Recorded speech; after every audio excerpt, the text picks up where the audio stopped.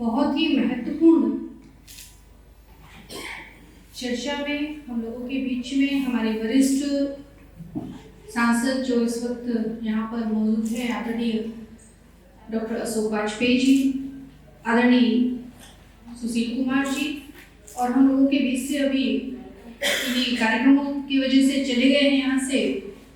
सांसद आदरणीय सकलदीप जी, राजभर जी एवं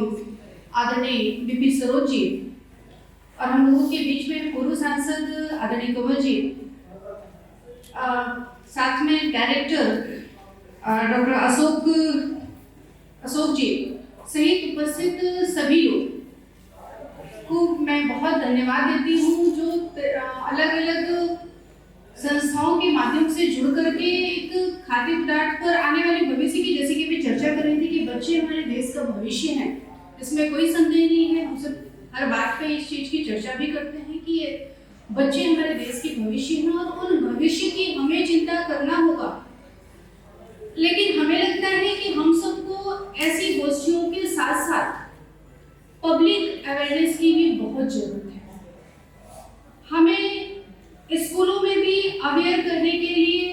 मैनेजमेंट से मिलकर के भी चर्चा करने का, क्योंकि बहुत से स्कूल ऐसे हैं जिन्हें मैं जानती हूँ व्यक्तिगत रूप से, क्योंकि मेरा बेटा भी पढ़ता है, तो मैं बहुत से स्कूलों को जानती हूँ जहाँ पर पैक्ड फूड बिल्कुल भी अलाउड नहीं है। वो या तो फ्रेश फूड लंच बॉक्स में मंगाते हैं,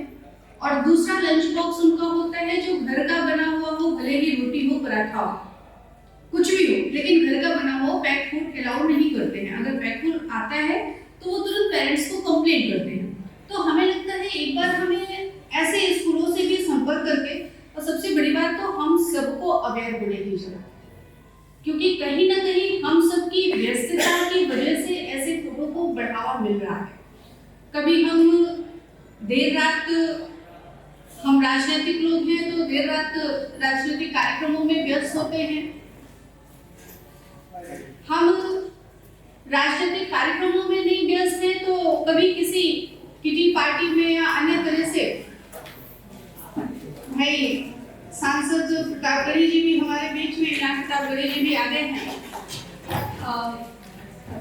तो हम लोगों की जो व्यस्तता है किसी भी रूप में, चाहे राजनीतिक रूप में हो या अपनी व्यक्तिगत रूप में हो, देर रात तक हम सबका अपना घूमना फिरना, और घर भी थक करके जाएंगे, खाना बनाएंगे, इससे अच्छा हम बाहर से खाना मंगा लें या बाहर का पैक्ड फूड लेकर के चलते हैं, घर में खा लेते हैं, या रात को देर से आने की वजह से सुबह नहीं उठ पा रहे हैं तो बच्चे को पैक्ड फूड टिफिन में दे दिए, और बच्चा भी खुश और हम भी संतुष्ट कि हमारा बच्चा कुछ खा लेगा। तो हमें लगता है कि हम सबको अपने स्तर से कहीं न कहीं जागरूक होना पड़ेगा, और बहुत हद तक व्यक्ति कितना भी व्यस्त रहा हो, कोरोना जैसी महामारी ने सबको अपनी व्यस्तता में से समय निकालना सिखाया है, तो उस सीख से हम लोगों को डेली रूटीन में भी चीजों को ले आना पड़ेगा, जिससे हम एक अच्छा वातावरण बच्चों को भी दे सके। अभी चर्चा हो रही थी बिहार और यूपी के सर्वे की,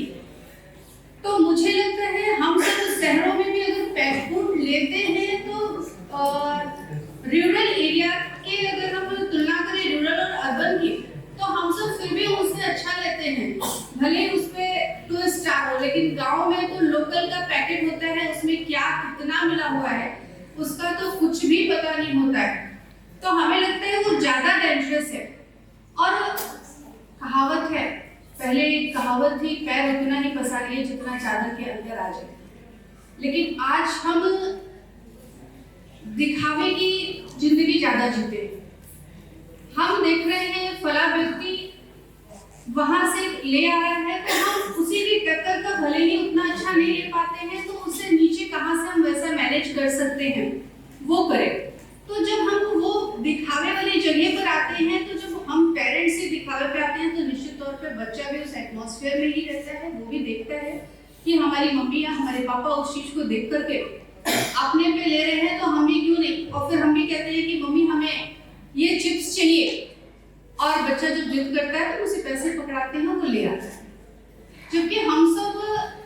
अपनी लाइफ में चिप्स और पापड़ तो होली के बने हुए माँ के हाथ का ही खाते हैं, और वो साल भर चलता है, कोई उसके साइड इफेक्ट भी नहीं होते। तो हम लोगों को अपनी व्यस्तता से, तो पूरा निचोड़ हमारा ये है, क्योंकि सबने अपनी बात रख ली है, तो उन्हीं सबसे मैं संबंध करते हुए सिर्फ इतना ही कहूंगी कि हम लोगों को खुद अवेयर होने की जरूरत है। जब तक हम अवेयर नहीं होंगे अपने प्रति, अपने बच्चों के प्रति, तब तक हम दूसरे को अवेयर नहीं कर सकते हैं। शुरुआत हमें अपने घर से ही करनी पड़ती है। और हम सब तो संविधान वाले लोग हैं, तो बाबा साहेब ने भी कहा है कि दूसरों पे थोपने से पहले हमें अपने घर पे खुद को उस चीज को अमल करना पड़ेगा, उसके बाद हम दूसरों पर अमल करवा सकते हैं। तो हम सबको उसी दिशा में, और हर चीज शिक्षा से जुड़ी हुई है। तो बाबा ज्योतिबा फुले ने भी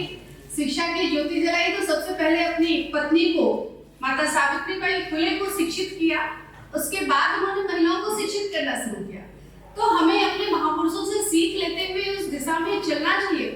कि हम सब खुद अवेयर हो, खुद अवॉइड करना सीखें, बच्चों को अवॉइड करवाना सीखें कि उसके साइड इफेक्ट क्या है। तो निश्चित तौर पर बहुत हद तक हम इस पे कामयाब होंगे। और जब हम किसी चीज को नेग्लेक्ट करना शुरू करेंगे तो मार्केट में आता रहे,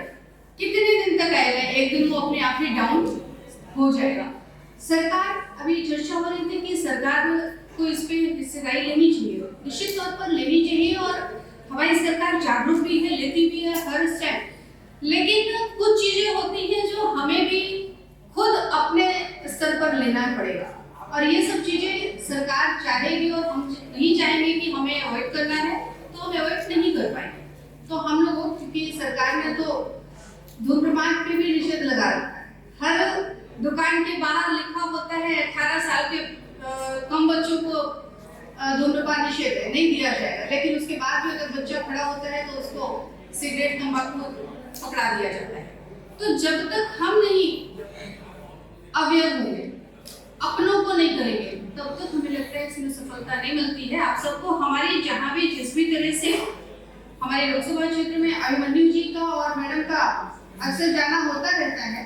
और आप लोग हमसे भी लगातार मिलते रहते हैं। तो आप लोग को हमारे क्षेत्र में जहाँ भी जिस भी तरह की जरूरत होगी, मैं निश्चित तौर पे आपके साथ में खड़ी होंगी, क्योंकि मैं अपने भविष्य के प्रति चिंतित हूँ। और मैं चाहती हूँ कि हमारा भविष्य सुनहरा हो, एक ऐसा भविष्य हो जो भारत के निर्माण की हम सब जो कल्पना कर रहे हैं, उस भारत के निर्माण में वो अपना योगदान कर सके। इसलिए आप सबके साथ में मैं पूरी तत्परता के साथ में खड़ी मिलूंगी। आप सबको ऐसे आयोजन के लिए बहुत बहुत धन्यवाद और आभार व्यक्त करती हूँ, और मुझे आमंत्रित किया इसके लिए भी बहुत बहुत आभार।